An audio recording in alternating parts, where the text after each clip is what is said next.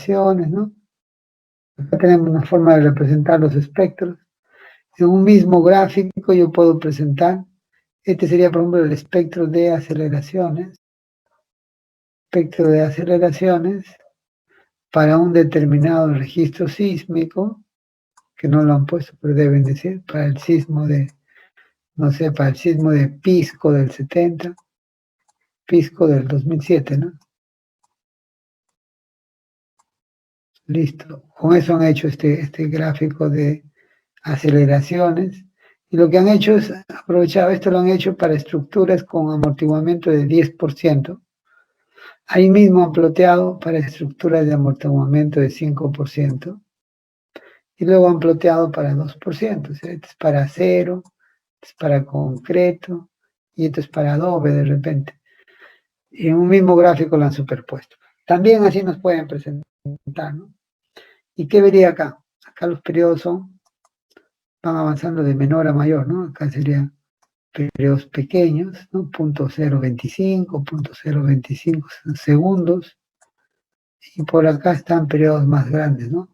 Entonces diríamos que hay zona, toda esta zona de acá es la respuesta a estructuras con periodo pequeño, estructuras rígidas. Y esta es la zona de respuesta a estructuras con periodo más grande. Y estas estructuras de periodo más grande son estructuras flexibles, ¿no? Cuanto más periodo tiene, la estructura es más flexible, ¿no? ¿Okay? Entonces la idea, ¿qué cosa es? La idea es buscar estructuras rígidas o flexibles. Entonces la primera pregunta sería decir, bueno, lo más aconsejable es que sean rígidas. ¿Para qué? Para que los desplazamientos sean pequeños, ¿no? Perfecto, hasta ahí estoy bien. Pero ¿qué pasa? ¿Qué pasaría ahora si nos ponemos en este punto, ¿no? Donde tengo una estructura que va a estar sometida a un sismo, ¿no? Un sismo, ¿ok? Y acá voy a tener su desplazamiento máximo, ¿no es cierto? Su desplazamiento máximo. Y esta estructura va a tener, se supone, como tiene masa, como tiene rigidez, va a estar sometido y va a tener su periodo, ¿no? Perfecto. Periodo pequeño, periodo grande, no depende. Y esta es la fuerza que estamos resolviendo, porque ¿cómo es la fuerza acá? La fuerza es igual a la masa, menos la masa por la aceleración, ¿no? ¿La aceleración de quién? Del suelo, ¿no? ¿Y el suelo cómo es? El suelo también viene así, pues, ¿no? Así, así, así. Y tiene su periodo, ¿no? Este sería el periodo del suelo. ¿Cuál sería lo más importante? Que el periodo del suelo no coincida con el periodo de la estructura, ¿no? ¿Para qué? Para evitar la resonancia, ¿no? Hay que tratar de evitar que esto se parezca a esto, ¿no? Entonces, la idea es, si mi periodo es tanto del suelo, mi estructura no puede tener el mismo periodo, ¿no? Entonces yo tengo que evitar que haya la resonancia, ¿no es cierto? Entonces, puede que en algunos casos me conviene que el periodo sea pequeño para comparar de repente con suelos flexibles y no sean iguales, o mi periodo sea más grande para suelos rígidos, ¿no? Porque ahora yo tengo que comparar estructura rígida con suelo rígido. Si los dos son iguales, entrarían en resonancia, ¿no? Entonces tengo que hacer esa comparación. Ok, ya un poco avanzando sobre el tema, ¿no? Listo. Ahí está la relación que habíamos hablado, de la relación de los espectros, ¿no? Y si yo tengo esta relación, entonces puedo hacer una relación entre espectro de velocidad, aceleración, de manera logarítmica, ¿no? Puedo aplicar logaritmos a estas ecuaciones, a estas relaciones, y tengo una relación logarítmica, ¿no? Entonces puedo dibujar ahora mi espectro, ya no lo dibujo en escala cartesiana, sino lo dibujo en escala logarítmica, ¿no? Porque hay una relación logarítmica, ¿no? Entre todos estos valores. Entonces, si fuera así, mi gráfico sería de esta manera, ¿no? Mi gráfico sería dibujado así. Yo tendría un gráfico de espectro de esta manera. En un eje, en este eje, por ejemplo, estarían los desplazamientos, espectro de desplazamientos. En este eje horizontal, acá estarían los periodos.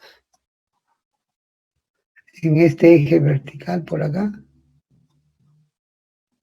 acá estaría el espectro de velocidades.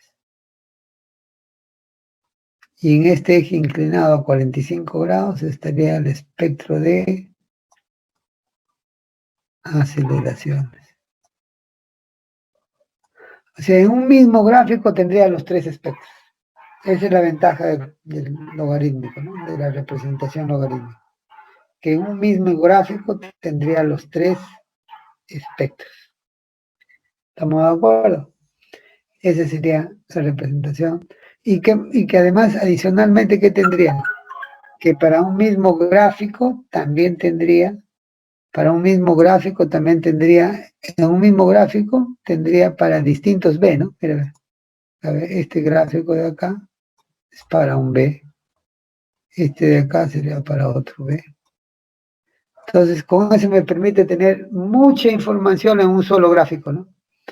En un solo gráfico voy a tener los tres espectros y voy a tener para distinto B.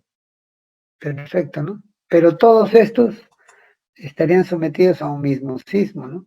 Esa sería la condición, un solo registro, ¿no? Con ese registro he hecho desplazamiento, velocidad y aceleración para distintos tipos de B, ¿no?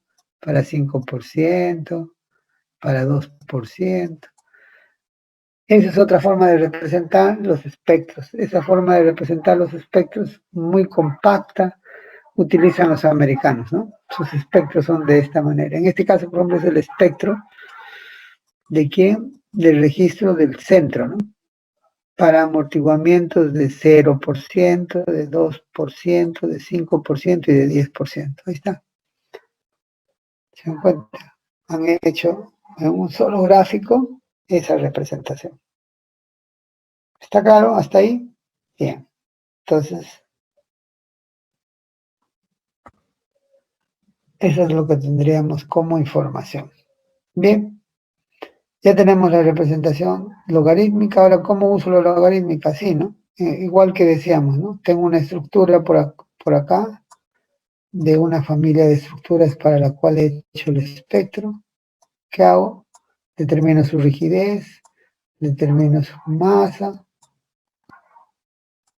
calculo por lo tanto su W, que sabemos que es igual a la rigidez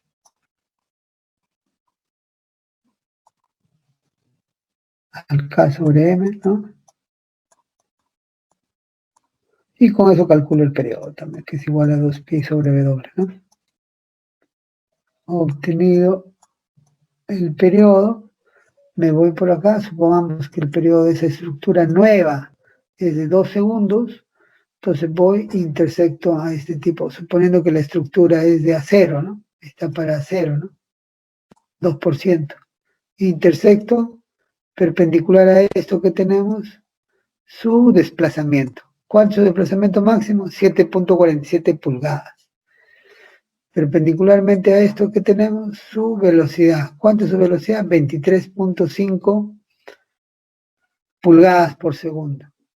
Y perpendicularmente a esto que tengo, su aceleración. ¿Cuánto es su aceleración? 0.19 de g, porque este eje está en función de g. Ahí está la aceleración para el periodo de 2 segundos. ¿Ok? Estoy haciendo uso de la forma espectral logarítmica. ¿Está claro? Bien, entonces ya sabemos cómo se construyen los espectros, ¿no? Cómo se construyen los espectros. Estos espectros que se construyen, sabemos cómo utilizarlos, ¿no? Tanto en escala normal, cartesiana, como escala logarítmica. Entonces, bajo esos dos conceptos, ahora entraríamos a ver otro tema, que es el espectro de diseño. Entonces, yo puedo dibujar mis espectros elásticos o inelásticos, ¿no? Vamos a hacer, hoy día hemos hecho los elásticos, han visto que hemos hecho los elásticos. Entonces, luego que tengo mis espectros elásticos e inelásticos, los dibujo, pues, ¿no? Por ejemplo, acá ya he construido el espectro elástico para el sismo del 66, para la familia de concreto, ¿no? Porque tiene un amortiguamiento de 5%. ¿Y qué espectro he dibujado? El espectro de aceleraciones. Ahí está, lo pueden ver, ¿no? Está el espectro de aceleraciones. ¿Y cómo varía la aceleración en el tiempo? Mire, cuando es sometido al sismo de octubre del 66. Así varían, ¿qué cosa? Las aceleraciones para el sismo del 66. Entonces ahora ponemos, para el mismo tipo de estructuras, ahora le colocamos el sismo del 31 de mayo. Y me sale otro espectro, distinto, miren, no es igual al anterior. Ah, entonces quiere decir que la familia de concreto responde distinto a distintos sismos, ¿no? Fíjense cómo varía la aceleración. Para periodos pequeños tiene picos altos, ¿no? Para periodos altos sus picos bajan, ¿no? Tiene una tendencia ahí asintótica. Estamos del sismo del 66, del 70, ahora hacemos del sismo del 74, miren, y su espectro es distinto, fíjense. Su espectro es totalmente distinto, ¿ok? El sismo de noviembre del 74, otra forma de espectro, miren, no se parece al anterior, inclusive tiene valores distintos por acá, ¿no? Entonces estoy entendiendo que una familia de estructuras responde distinto a distintos registros sísmicos. ¿Por qué? Porque los registros sísmicos son distintos, pues, ¿no? Hay registros que tienen pues una forma distinta a otras, por lo tanto, el espectro, que en este caso serían los desplazamientos, las aceleraciones máximas, son distintas. Entonces yo como pudiera saber cuáles son el peor de los efectos, si cada uno es distinto, ¿no? Y sería bueno tener los espectros para concreto de todos los sismos más críticos que han habido, ¿no? Y los superponerlos, ¿no? Ahí está la superposición de todos los espectros de aceleración, por ejemplo, para el amortiguamiento de 5%, para el sismo, para los distintos sismos que han habido en el Perú, para los peores sismos, ¿no? Por eso que tengo que estar yo, para que con ese registro yo pueda hacer mis espectros. Ustedes saben que cuando hay un sismo, me sale el epicentro, la ubicación, me salen los datos del sismo, pero inmediatamente también calcula el espectro para ese sismo. Para cada sismo sale ese espectro, ¿ok? Y entonces lo van superponiendo, ¿no? Van haciendo una data para ver qué pasa, ¿no? Por ejemplo, este es lo que tengo hasta la fecha, con todos los sismos que he hecho. Pero mañana viene un sismo distinto, raro, que nunca ha habido acá en el Perú, que de repente su periodo de retorno fue cada 500 años y recién está viniendo. Entonces viene un sismo por acá, que ni siquiera es así, ¿no? Ahora el sismo viene así, y es así, mire. Cambia todo, pues lo que yo tenía, ¿no? Porque hasta ahora estábamos viendo que era con los otros colores, pero se salió, ¿no? ¿Y por qué ha ocurrido a partir de eso? Porque ha aparecido un sismo que nunca lo habíamos registrado, ¿no? Para yo tener un efecto más o menos representativo, tendría que tener muchos sismos con sus espectros, ¿no? Porque así tendría, como decir, una radiografía de los desplazamientos, velocidades y aceleraciones máximas. Va a depender entonces de la recurrencia del sismo, ¿no?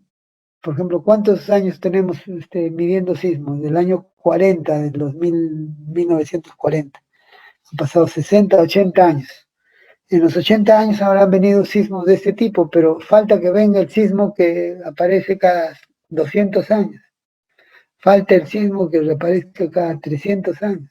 Ese todavía no está registrado. Entonces, por lo tanto, no tendríamos saber su espectro. Pero bueno, hasta la fecha tenemos todos estos. Entonces, ¿qué tendría que hacer? Tendría que buscar un espectro que me represente. Entonces, ¿qué hago? Como tengo todos estos, se juntan el comité de la norma y dice, vamos, como esta es la realidad actual, entonces vamos a hacer una función que represente a estos sismos, a estos espectros que hemos tenido. Entonces acá hay un pico, por acá como que se mantiene en lo mismo y acá baja, ¿no? Entonces por eso que la norma plantea una función así, ¿no? Que represente a todos estos por acá y luego una función que represente a estos por acá. Y esta función es la función que me da la norma. Me dice el espectro de diseño de la norma. De diseño ya, ¿no? Porque es para diseñar para cualquier sismo. Dice que va a ser igual a SUX, ¿no? Eso es lo que la norma está establecido entre R. Para que sea espectro de aceleración, lo multiplica por la gravedad. Por G. Entonces, esta función de rojo representa eso y que más o menos equivale a todos los espectros que hemos tenido, ¿no?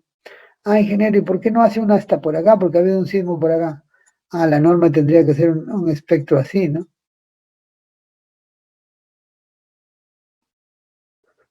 Pero este sismo ha venido una sola vez. Si yo hago esto, significa que todos mis edificios estarían diseñados para este espectro. Entonces haría que todos mis edificios sean más reforzados, por lo tanto lo encarecerían. Ah, entonces dicen, como su recurrencia no es constante, por esquemas probabilísticos, tomo un valor medio, ¿no? ¿Ok? ¿Estamos de acuerdo? ¿Por qué? Porque acuérdense que nuestro diseño sismo resistente no es antisísmico, ¿no? Entonces decimos, si pasa esto, cumplirán las condiciones de sismo resistente, ¿no? Que el edificio no debe colapsar, pero sí fallará. Pero van a ser algunos nada más ante un sismo excepcional. ¿Ok? ¿Y cuánto es el máximo valor que ha tomado la norma hasta hace poco? Decía que este valor de acá era más o menos 0.4 de G, ¿no? Esa era la norma anterior. Pero hace poco, ante los sismos que han habido recientes en Chile y todo lo demás, entonces han recurrido a cambiar la norma y ahora han puesto un nuevo espectro, ¿no? Donde han subido ese valor y han hecho un valor así, ¿no? Con un pico de ¿cuánto? De 0.45 de G, ¿no? ¿Y esto se va a quedar estático? No, va a ir cambiando dependiendo de los registros que vayamos teniendo, ¿no? Que el objetivo es de que este espectro de diseño represente mejor a la posible, ¿no? A los posibles espectros de todos los sismos máximos que hayamos tenido, ¿no? Y ese es el espectro de diseño. El espectro de diseño entonces ya no es para un determinado sismo, es para la familia en este caso para un grupo de sismos críticos, ¿no?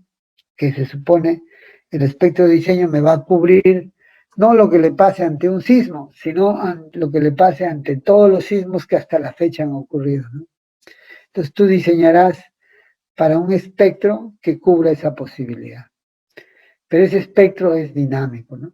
Ese espectro va a ir cambiando en función a cómo se vayan presentando los registros. Chile tenía así, ¿no? Chile tenía su espectro igual con nosotros, 0.4 de G.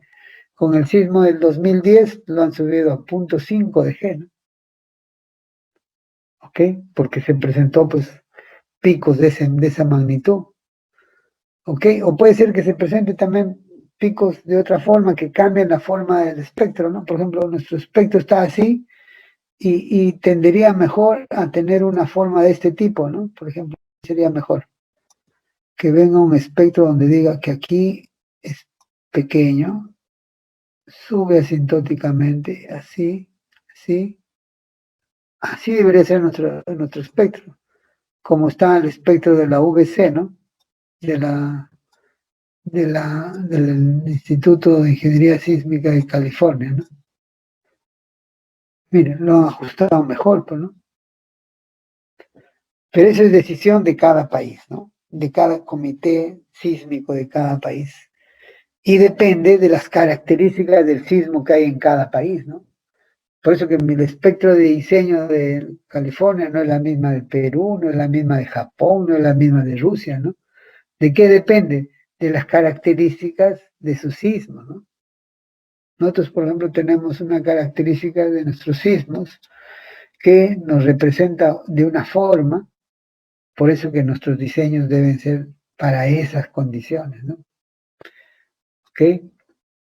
Inclusive entre la controversia de que venían antes a querer que se diseñen los aisladores de una manera como se hacía en Estados Unidos, no podemos aplicar eso, ¿no? Porque en Estados Unidos sus registros sísmicos son distintos a los nuestros.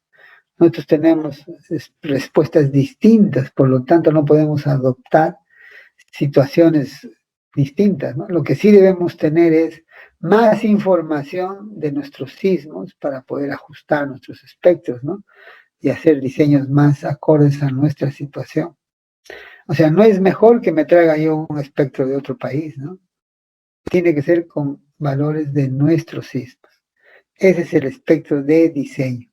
Ok, acá está el gráfico, más o menos aproximado, ¿no? Acá también un gráfico que representa lo mismo. Y obviamente se han dado cuenta que los espectros dependen del tipo de suelo, ¿no? Dependiendo del tipo de suelo, voy a tener distintos valores de espectro. Por eso que el valor espectral está en función de quién, del factor de suelo, factor de uso, ¿no?